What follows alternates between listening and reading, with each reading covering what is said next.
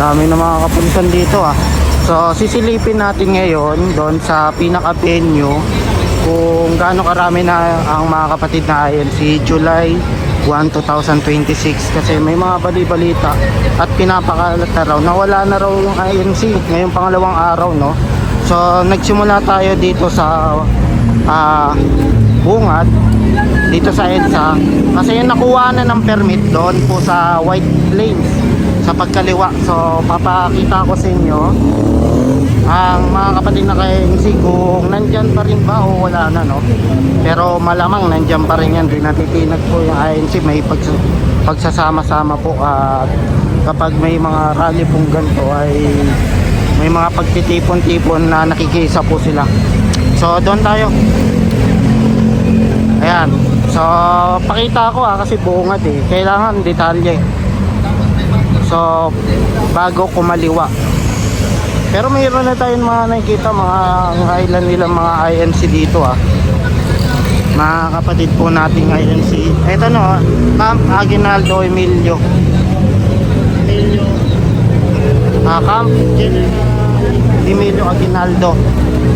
So dito tayo nagsimula sa gate. So kasi yung mga trolls, yung mga bayarang vlogger pinapalabas, wala na raw eh. Dito papakita ko talaga sa inyo doon sa pinaka venue. White Plains po yung permit. Yan, dami mga kapulisan dito. Dami, ayan na, malapit na tayo. Malapit na tayo, dito na yon. Magkaliwa, may screen na rin, may portalet na rin dito.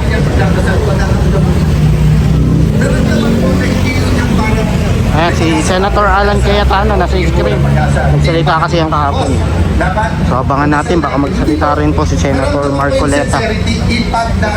Pero alam na natin yung panawagan po ng INC. Transparency. Makulong yung mga nasa sangkot sa flood control. Hindi yung gawa-gawa na, di ba? Sino ba yung mga may kickback sa flood control? Bakit parang nauuna pa yung iba at ginagawa ng issue? Sila ba yung nag-iimbestiga, di ba? Ayun na, marami ng tao dito. So, pakita na natin. Pakita natin, ipapost ko kasi. Cory Aquino, nung nagkaroon ng kudeta, mismong Senate President niya na si Senate President Salonga, hindi pinayagan na kunin si Senator Enrile, former Senate President Enrile sa loob. Pinayagan mag-privilege speech muna tapos nag-surrender. Kahit na naniniwala sa panahon na yon na walang kasong rebellion complex with murder. Ngayon naman po may bagong kaso, plunder complex with campaign donation.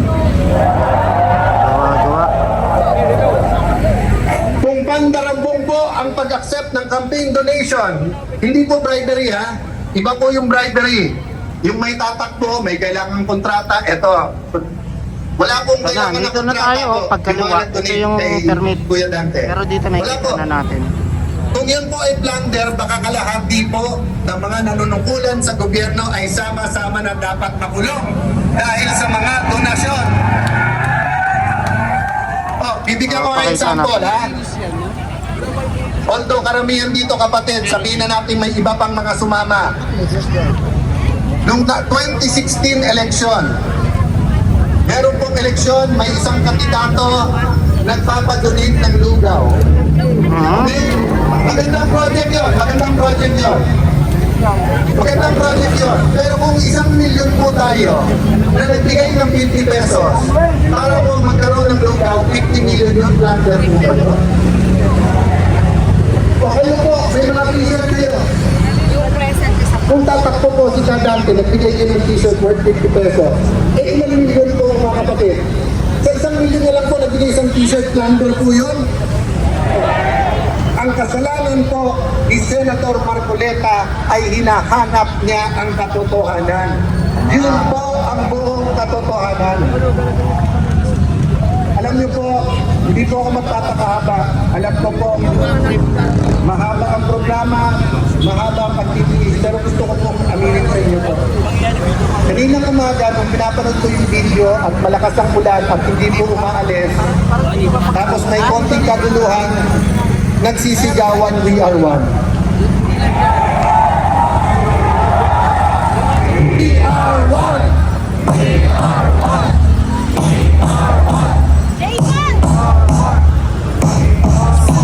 Baka may permit naman eh.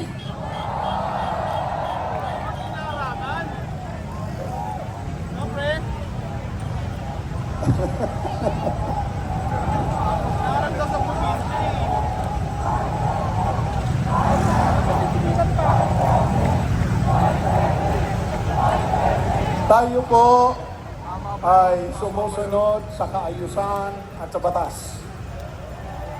Kailanman hindi tayo tutol sa pagpapairal ng batas. Pero huwag selective. Kasi ang selective justice ay ibig sabihin walang larangan.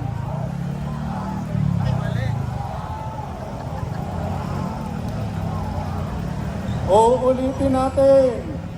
Kasi sabi nung auntie nyo, kulit eh. Sabi nung auntie nyong makulit. Dahil lang daw kakasuhan ng isang senador, magrarally na. Nagrarally tayo kasi may mali sa hustisya.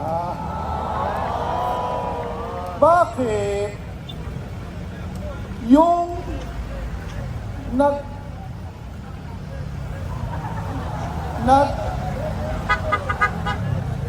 naman eh, bakit yung nag-iimbestiga ang ikukulong? Ang dapat ikulong yung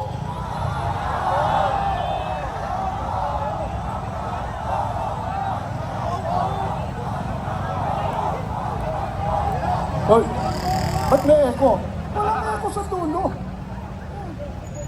So, tayo po ay patuloy na sumisigaw ng katarungan, ng hustisya, ng katotohanan. Sapagkat yan po ang itinuro sa atin at yan ang ating pinaninigilan.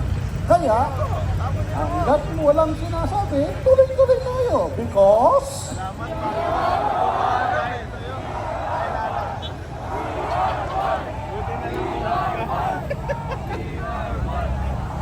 oh, total, we are one. Yung mga basura ninyo, Basura nasa Malacanang. ibulsa nyo, huwag nyong ilalagay sa... Yun, di ba? Ibulsa. Meron po kasing nagpapakalat na naman ng fake news. Absaban yan. Bakit ba Absaban. ang hilig-hilig nilang intrigahin tayo? Ay, absaban. Siguro naiingit sila kasi hindi nila kayang gawin yung ginagawa natin. Absaban, fake news. Kaya yung ginagawa nila, yun ang ibinabato sa atin. Ayan, gusto ko. Wala ka na. Sabi nila, yung daw liwasang Bonifacio, nung umalis yung mga kababayan nating nagrally, ang iniwan daw puro basura. Sabi. Pero wala namang balita. Okay na ba yung mga picture? Panigurado. Papakita sana namin kung paano Absaban, fake news. iniwan yung liwasang Bonifacio. Absaban, kahit kailan, Napakalinis. bulok. Gaya ng dati, clean as we go. Ganon din ang gagawin dito. Maasahan ba namin yon, mga kababayan? Gagawin po ba natin yon? Oh, yung basura, Absaban, kayo na lang umalis dito. na dapat pagtapunan. Kayo lang basura Eh? dito. Kayo lang basura, absaban. Huwag nang yung basura, dinarambong pa. Basura na nga eh. Absaban, Diba? basura.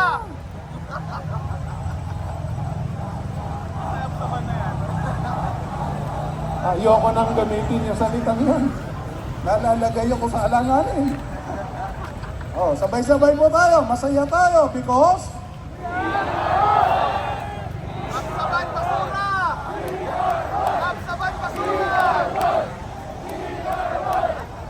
mula doon hanggang doon. Tayo po ay napapanood din ng mga kababayan natin sa ibayong dagat. Binabati po natin sila. Nagpapasalamat tayo sa kanilang pagsuporta kahit malayo sila, pero kaisa natin sila. Kaisa natin sa damdamin, kaisa natin sa espiritu, kaisa natin sa pagmamalasakit. Sapagkat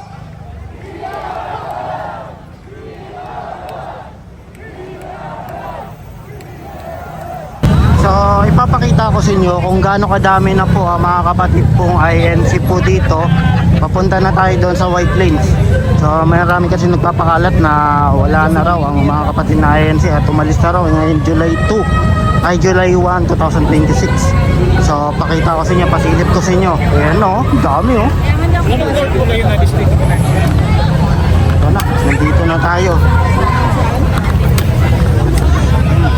So itataas ko na lang para makita nyo.